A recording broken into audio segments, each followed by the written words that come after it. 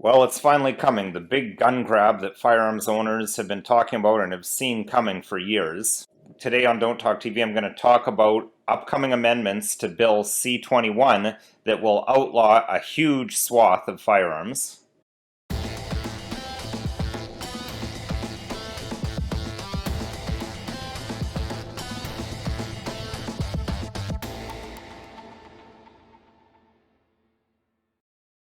Hello, my name is Nicholas Wansbutter. I'm a lawyer in Stratford, Ontario, Canada, and welcome to Don't Talk TV. So as I said in the preamble, there's a massive gun grab coming. That comes from upcoming amendments to Bill C-21. Now, they're not in C-21 yet. As we'll discuss in a moment, we'll look at how that's coming into play, but it's coming.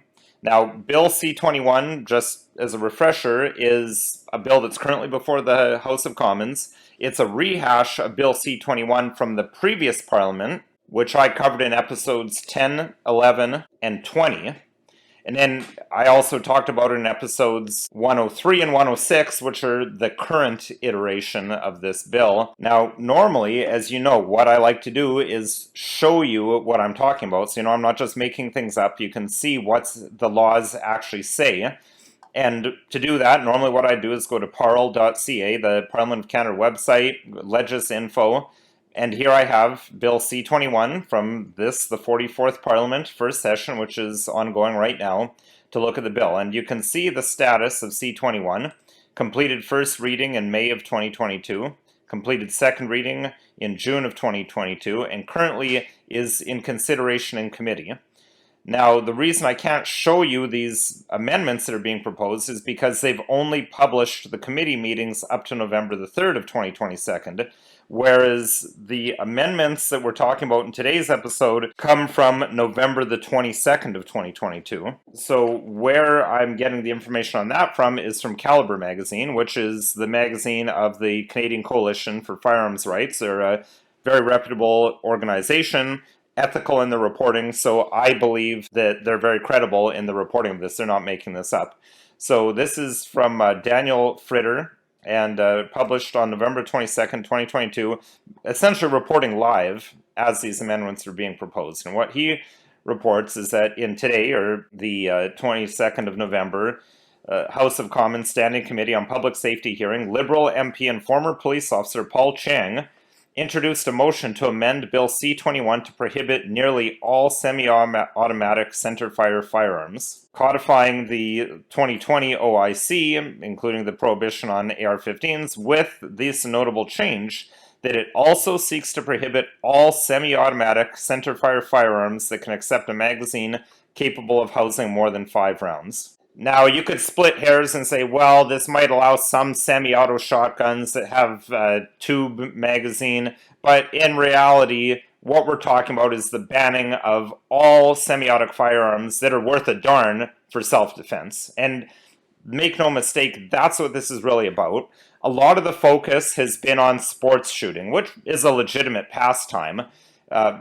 It was completely killed by the outlawing of the AR-15, but be that as it may, I personally think that that was somewhat missing the mark to be focusing so much on sport shooting. There's also the aspect of semi-automatic firearms with a removable magazine are simply the best firearms for self-defense because you can load them quickly, you can get rounds downrange quickly that are accurate, and you can protect yourself and you can protect others. Now, granted, that should normally, in any society, and certainly in Canada, not be necessary, but the right to life, liberty, and security of the person, in my view, is meaningless if you can't defend yourself. And Canada has been very peaceful and prosperous, almost in a fashion unprecedented in human history, but one can't count on that lasting forever, and only in a liberal utopian mindset would you ever think that that could be. And only in a liberal, leftist, and Marxist mindset should the citizens be denied the right to defend themselves. And in my view, this is all about making people more subservient and dependent on the government by taking away one other layer of them being able to be in control of their lives by being able to defend themselves. Now, I think it's also very important to keep in mind some other laws that are on the books in Canada. And what I have in mind is the Emergencies Act. And to say that the government might use it again isn't some fevered imagining of a conspiracy theorist. I mean, it was used within the last 12 months. So I think it's very legitimate to consider what provisions are under there that might be of concern to citizens. And is it a coincidence that shortly after the first use of the Emergencies Act, they are now making a very aggressive move to take away firearms and complete the process that the Liberal Party of Canada began in the 1990s with Jean Chrétien's introduction of the Firearms Act and the need for possession acquisition licenses and the laws that we've known for the last 30 years on firearms, which I note the Conservatives did absolutely nothing to counteract. The one and only thing they did was remove the firearms registry, which, as I discussed in episode 103, is essentially back. But in any event, let's return to the Emergencies Act. So as you know, under this act, there are a number of emergencies that can be declared. There's the public welfare emergency. There's the public order emergency, which we know from February and its use against the Freedom Convoy. There's international emergency, and there's war emergency. Now, I spoke about the definition of a public order emergency in episode 91. Today, I want to take a look at a public welfare emergency and how might that be relevant in the near future.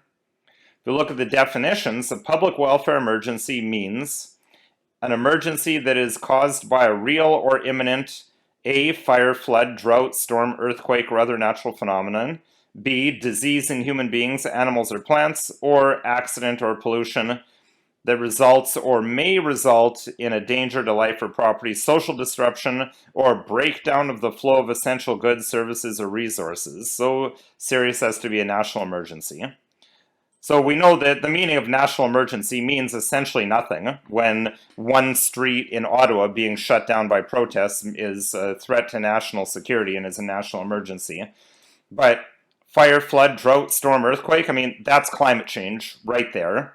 Disease in human beings, animals, or plants, I mean, well, I'm astonished they never used it for COVID-19, but now that the precedent has been set with the Freedom Convoy, if there's another pandemic, they may well use it. And now what I want to focus on is orders and regulations and remind you of some of the things they can do. They can do these under any of the types of emergency declared. So aside, they can, of course, as we know, regulation or prohibition of travel to, from, or within specified areas, evacuation of persons. This is the big one in my view. The requisition, use, or disposition of property. We're talking they can take your house if they feel they need it to deal with climate change. Your house is too big, it produces too much pollution. You have too many people living in it for their views that are going to put more people in there. And when you combine that with the amount of new immigrants that they want to bring into this country, something in the order of 1.5 million every 2 years. Where are they going to house all these people? We already have a housing crisis in this country. How are they going to build that many new residences? Will the government decide to declare an emergency at some point and take your house because not enough people are living in it and put a couple new families in there? I don't believe in coincidences. After almost 20 years of working in the business of criminal law, almost nothing is a coincidence in my experience. So is the timing significant of this aggressive gun grab? I think it may be, because part of the question is why didn't they do it sooner? They didn't feel the time was ripe. Maybe they feel the time is ripe now. They also know they can do whatever they want. They essentially have carte blanche. The NDP will support anything and everything that the Liberal Party of Canada does. It's the same as having a majority government. The Senate, as I've discussed before, because of the worship of democracy and the fact that they're not elected, they will just rubber stamp whatever they're given, most likely. So this is likely to become law. Now, what's the timeline on that? Hasn't completed third reading in the House of Commons yet. Needs to go to the Senate and then needs to get royal assent. So we're probably looking at 6 months to a year before it's implemented. I believe that even once it's implemented, it'll be essentially unenforceable. We've already seen a number of provinces, Alberta, Saskatchewan, Manitoba, come out saying, we're not going to take people's firearms.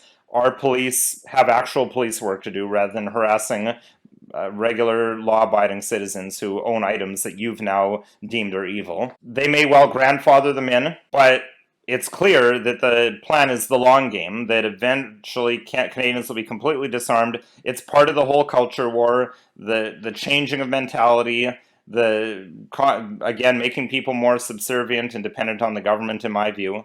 So people will ask, what can we do about it? Well, frankly, my view is that this isn't something that can be solved by an election. We don't even have an election until 2025, so that's not anything that can be done to stop this. There isn't some quick lawsuit that can be filed. The Supreme Court of Canada has already said that we don't have the right to firearms. So I hearken back to episode 84 and encourage you to have a look at that episode, where I think we need to do the hard work of fighting the culture war and being the change we want to see in society, and getting back to those principles that underlie our Constitution in the preamble, the supremacy of God and the rule of law. We have to recognize those things in our own lives to have any chance of counteracting this, in my view.